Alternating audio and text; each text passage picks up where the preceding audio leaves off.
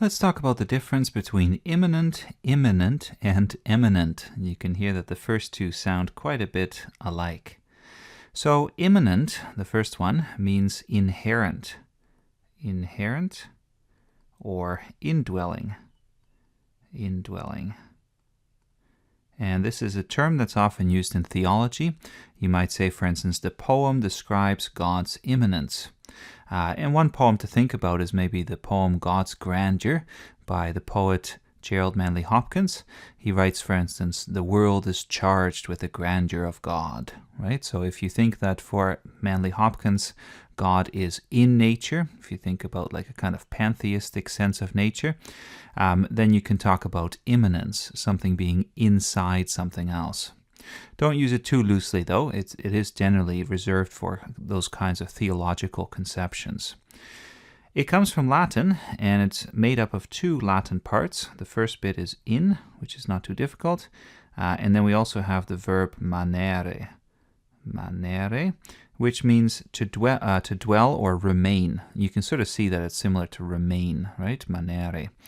So it really just means to remain in or to dwell in, and that's what imminent means.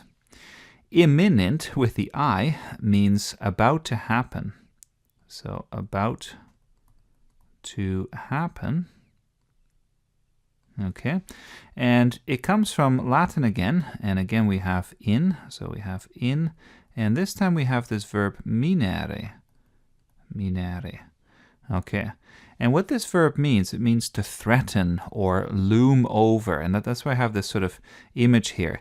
It means to project out. So think of like a cliff that projects out. And then if it crumbles, it would threaten people underneath. Maybe it would be good to think of the word loom, because loom has a lot of those connotations, right? It sort of looms over you.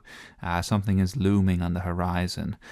So think about the word loom or impending. That's another good word. Impending, which also comes from Latin and also has that sense of hanging.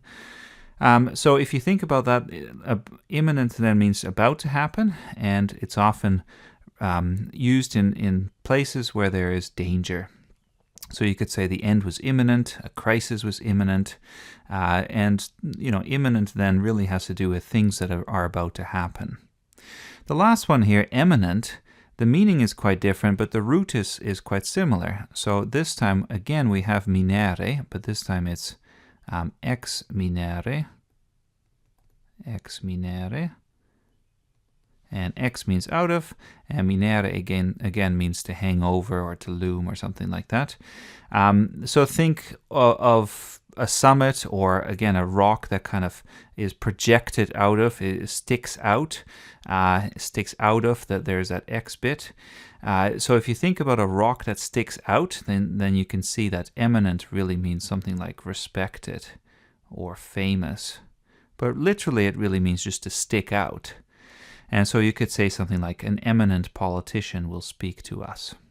So the difference then is that imminent means to dwell within, imminent means to loom or be about to happen, and eminent means to be respected or famous.